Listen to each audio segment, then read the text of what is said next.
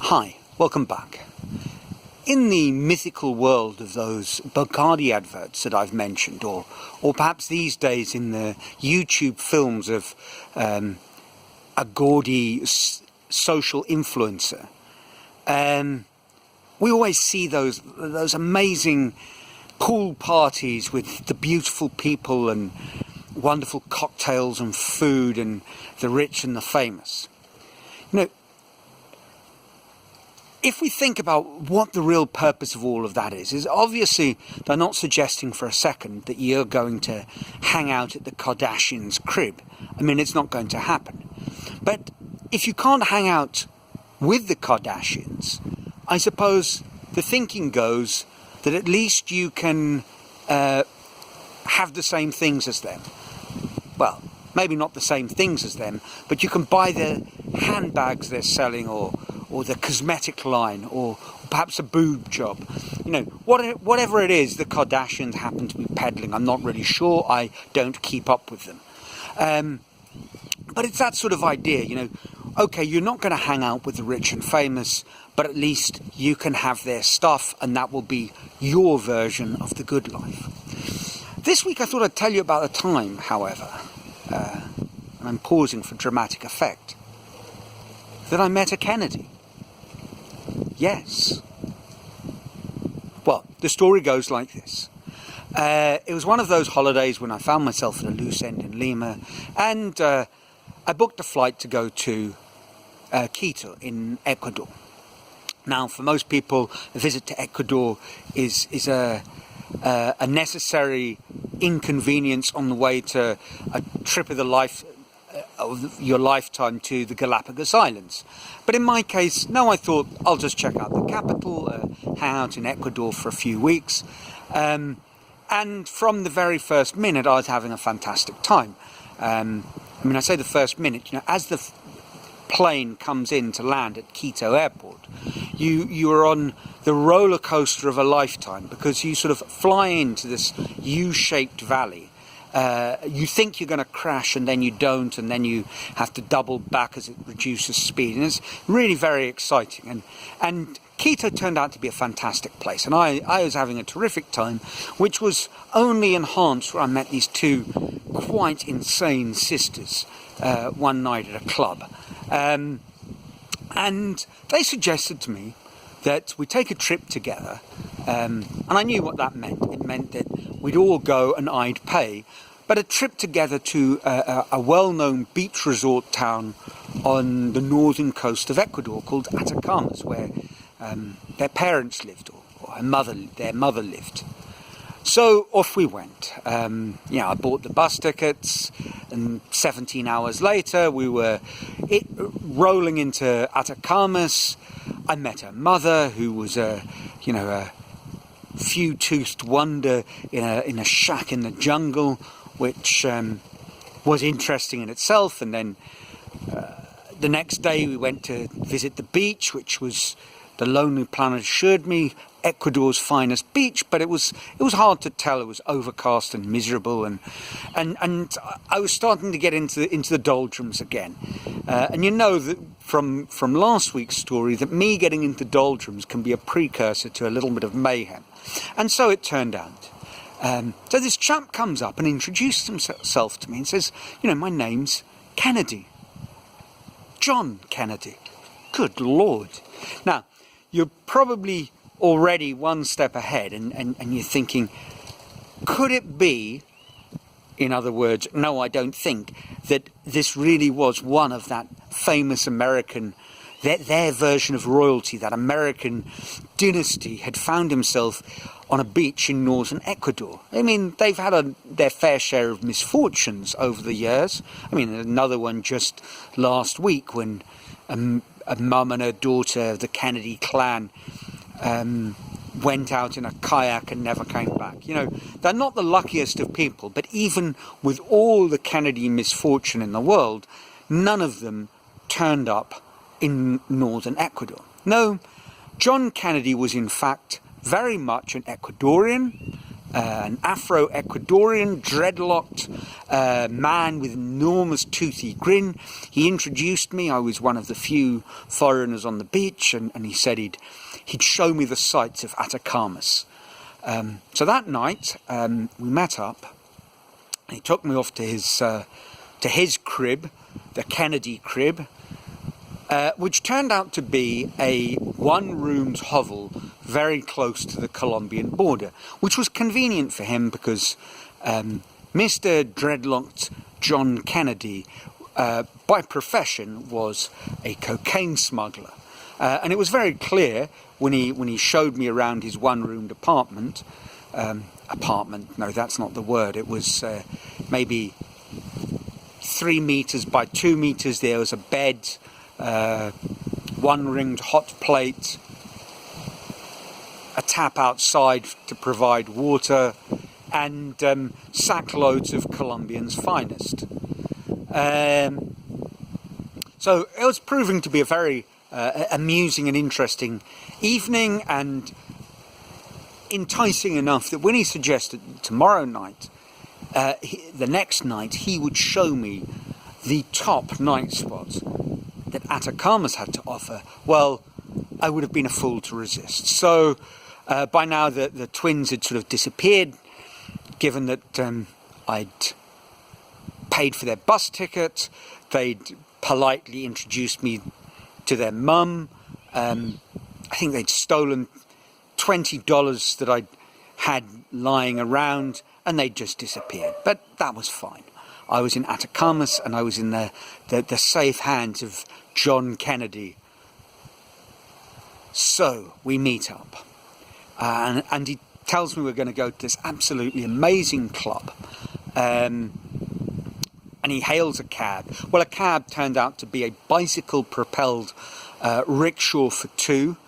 I immediately had a lot of sympathy for the rickshaw pedalist, because neither John nor myself could exactly be considered light, and the hill he was cycling up, atop of which there was a mansion of sorts, or a hacienda that had fallen on better times. Kind of think one of those Tarantino movies, or perhaps Roberto Rodriguez, Once Upon a Time in Mexico, all courtyards and archways, but very much run down. And as we approached and it all came into view, there was a little bridge, and he said, look, there's no way my rickshaw and you two are going to get over the bridge safely. We'll end up in the stream below, so you're on your own. We paid him, a few pennies, whatever the fare was, and in we went. And I realised once again, just as with the sisters, that my job was to fund the evening, and luckily it wasn't going to be an expensive evening. And the club turned out to be far from, a swinging party of the Atacamas elite. It was the local brothel. And it had some very cheap beer, and some considerably cheaper women who were, frankly, run down well beyond whatever had happened to that hacienda. They were dreadful-looking ladies, but absolutely delightful, hilarious, full of life. I certainly wasn't tempted into going into one of the side rooms in the covered area. Not at all, but I was quite happy to buy beers for absolutely everybody, whilst John Kennedy filled his boots, so to speak. I had a fantastic time, and eventually, he could indulge himself no more, and, I was drunk as a lord, lord of the hacienda, and we stumbled out into the night from what had proved to be a marvellous and truly hilarious evening. We hailed, once we'd got over the bridge, we hailed another rickshaw cab, rode down like kings into the village, stopped at a place to buy some fried chicken, a fried chicken, wonderful roasted chicken, not fried, roasted, just on a spit, sort of, absolutely delicious. And that was my meeting with John Kennedy. On reflection, thinking about it, I have absolutely no doubt that I had a much better time meeting the dreadlocked cocaine smuggler Kennedy, than I would have meeting one of the American royalty. Now, you might say, but okay, you are having this wonderful time, but if the Kennedys wanted to have that wonderful time, well, they could too. And that, of course, is exactly the point. They couldn't. And in my vision, my version of the good life, the suck the marrow out of the bones of life adventure version, I got to do things that unquestionably the rich and famous couldn't do. And I realised this when I got to Sao Paulo. I taught some lads who they had their fair share of troubles, and they'd been kidnapped for over 50 days, for example, with their mother. The mother was quickly released when the kidnappers discovered that the co-signature at the bank was the lady in question, and really they were after the money. But eventually the boys were released, safe and sound, although probably scarred by the ordeal, and certainly the family was very wary after that. And one of my fellow teachers asked the eldest of the brothers once, what his biggest dream in life was. And he said, honestly, Donna Anna, what I dream of most is walking down a road without a security guard in tow, going somewhere just on my own. Because that was palpably off the menu for these brothers, wherever they went. And this was true for a lot of these kids at the school I taught in Sao Paulo. There was no way they were going out without a bodyguard nearby. So I don't think really for the jet-setting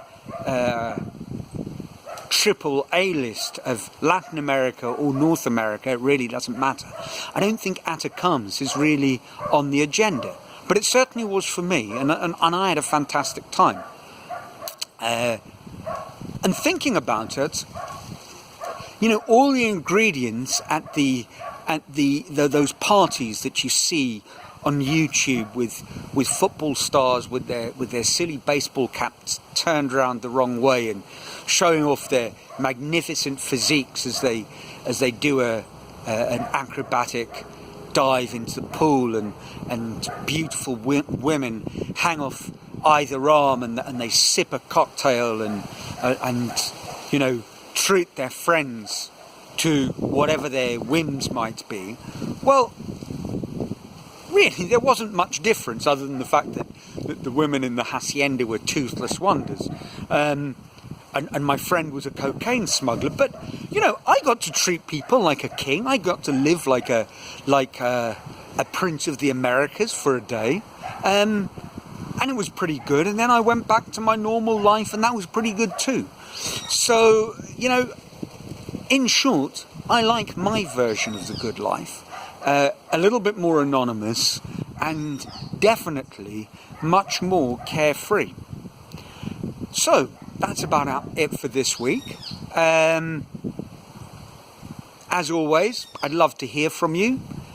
Let me know if you're well or something bizarrely exciting has happened under house arrest. And until next week, ciao.